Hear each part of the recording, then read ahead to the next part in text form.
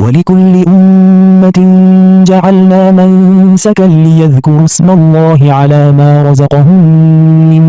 بهيمة الأنعام فإلهكم إله واحد فله أسلموا وبشر المخبتين الذين إذا ذكر الله وجلت قلوبهم والصابرين على ما أصابهم والمقيمين الصلاة ومما رزقناهم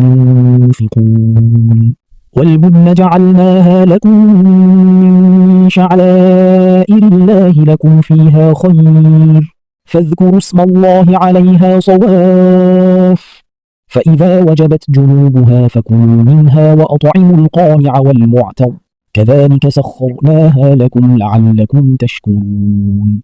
لن ينال الله لحومها ولا دماؤها ولكن يناله التقوى منكم كذلك سخرها لكم لتكبروا الله على ما هداكم وبشر المحسنين